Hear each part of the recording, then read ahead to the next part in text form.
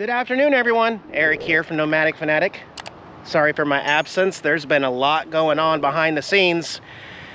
As you can probably tell behind me, trees that are taller than I am, green grass. We're probably not in Arizona. We're not in Arizona right now, guys.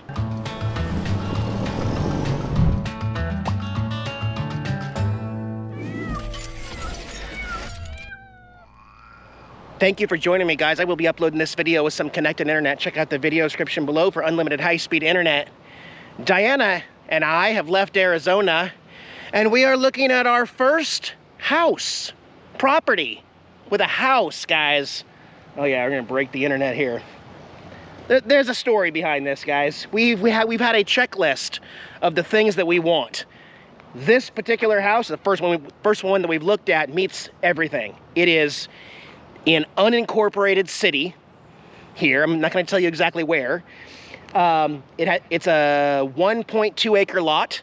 There are no neighbors, dead end street, no neighbors, and most importantly of all, nice maintained paved road by the city and a very long driveway. The grass definitely needs to be cut. This one's been on the market for a little bit. We're here in Diana's bus. The house has been redone. It's got a nice front porch there. This driveway goes back and back and back and back. We can put some more rock down right here and extend this driveway.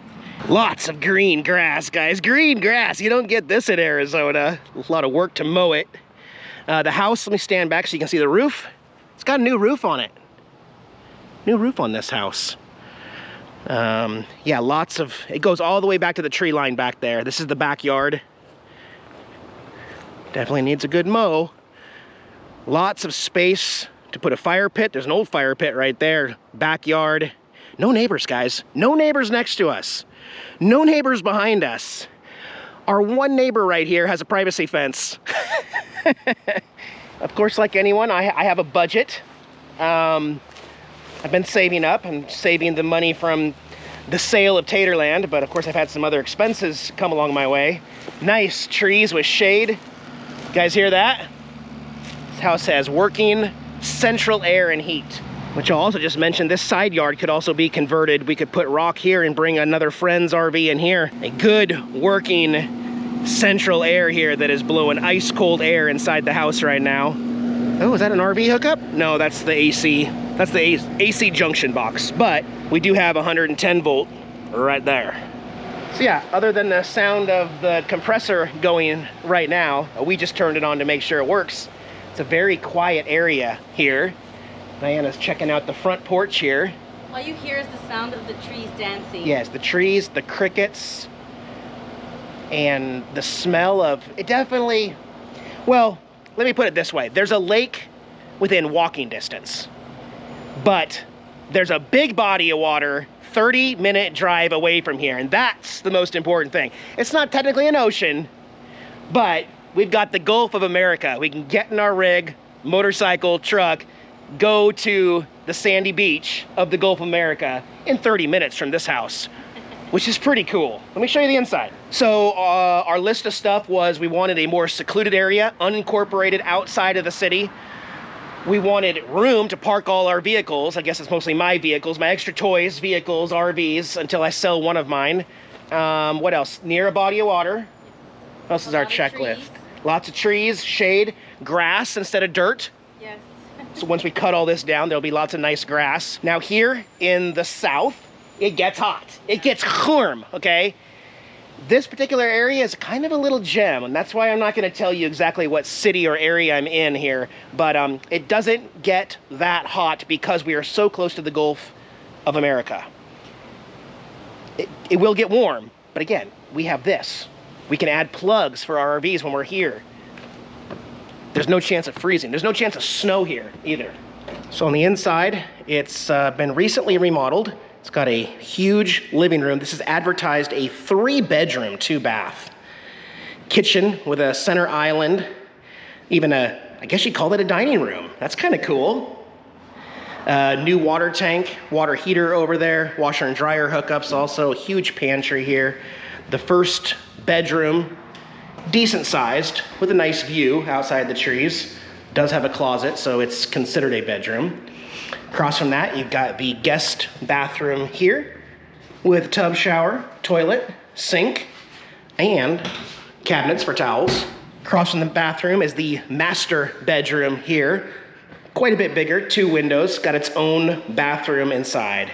Sink, toilet, shower, monster closet for Diana.